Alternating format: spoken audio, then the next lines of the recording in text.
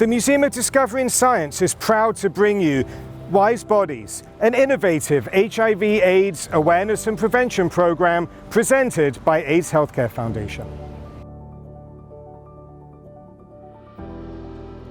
By the early 1990s, the activism of the previous decade had made its way into mainstream culture as more artists began using their voice to shine a light on the AIDS epidemic, bringing much-needed attention to HIV as a part of our everyday lives.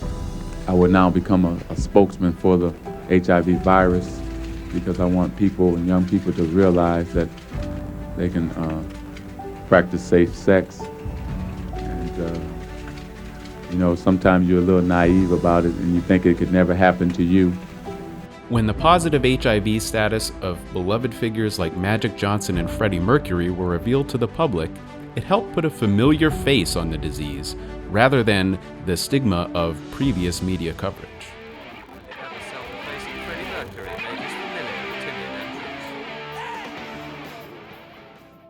Ryan White was only a teenager when he contracted HIV through a blood transfusion and went from high school student to global advocate.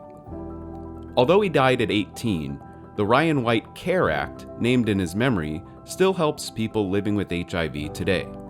We had the opportunity to interview Ryan White's mother, Jeannie, for Wise Bodies. Jeannie, what are your thoughts on how HIV/AIDS awareness and education has changed over time? And maybe you could talk a little about why education is still so important today. When Ryan was first diagnosed, and you couldn't talk about the disease, period. Like Ryan always said, let's make it a disease and not a dirty word. It was almost like a dirty word that you could never discuss. As the stigma around HIV continues to linger, celebrities can still help to normalize the existence of HIV in our communities. When Charlie Sheen revealed that he is HIV positive, sales of at-home HIV test kits doubled. If Rihanna and Prince Harry can know their status, so can you. There is a generational gap here, and we need to smash through that. The younger generation coming through want to talk about it, but there's still that stigma. The kids understand, just like Ryan did. Ryan understood, but it's the adults that think that, oh wait, we don't need to discuss that, but we do need to discuss it. If us getting tested normalizes it and makes a difference, just even a small difference, then job well done. If people knew how easy it was to get tested and how quick you get your results back and how discreet it could be and how important it is to know, because even if you are positive, then there's so much that can be done, and the sooner the better.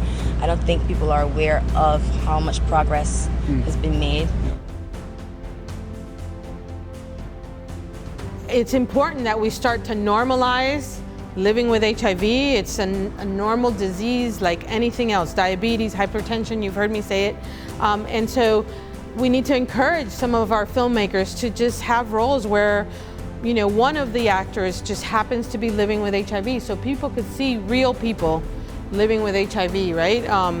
And actually, not being sickly or dying or be the center of the story. Support and advocacy for HIV has also come in the form of massive community art projects like the AIDS quilt or the Red Ribbon. We look at the Red Ribbon as another opportunity that came along and was really developed by an organization called Visual AIDS. And that was in the 80s, and it was now the representation that everybody is tied to HIV. And so as you may know, the ribbon is just another vehicle for people to honor people as a symbol of solidarity for what was happening in HIV and in our world at that particular time. And so that people didn't feel that they were alone during this time. In the mid-'80s, activists in San Francisco began memorializing lives that they feared that history would forget with the creation of the AIDS quilt. Each square on the quilt remembers somebody lost to the AIDS epidemic. The AIDS quilt made its debut on the National Mall of Washington, D.C. in October of 1987. It took up an area larger than a football field and included almost 2,000 panels. Our students recreated the AIDS quilt in a miniature form, remembering maybe somebody that they know who was lost to AIDS or a stranger that they didn't get to meet.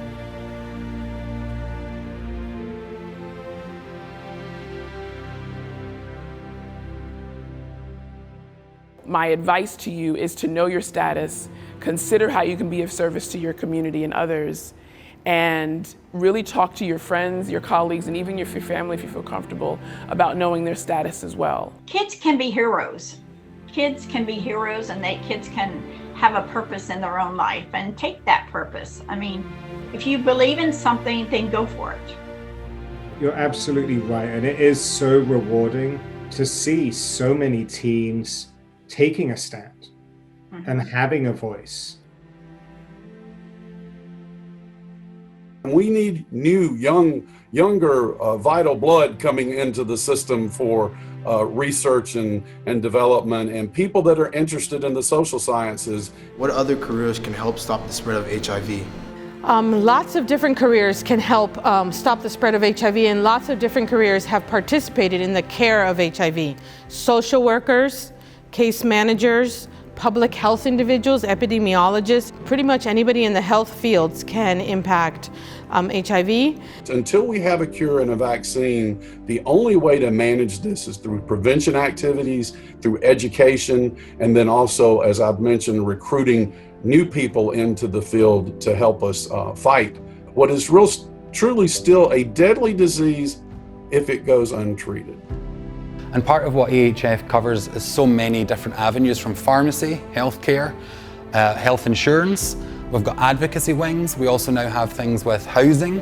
So there's so many different avenues that you can help with. We need advocates on the streets, whether you work for us or not, that just have these honest conversations and are there to make sure healthcare in the US grows more to cover more people who don't have access.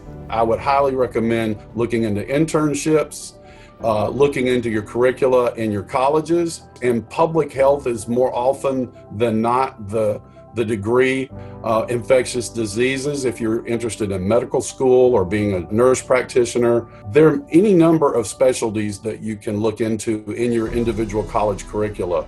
If Ryan were to give one message to teens watching Wise Bodies, what do you think that would be? He would say, kids make a difference. I think he would say kids make a difference. Whether that be helping other kids find themselves, whether it's to prevent other kids from getting AIDS, I think kids, you make a difference. When we look at HIV and the elimination of HIV, that really is one of the world's grand challenges. If we can inspire you to pursue a career in a STEM field, which is science, technology, engineering, and math, maybe you can be a part of the solution to this grand challenge.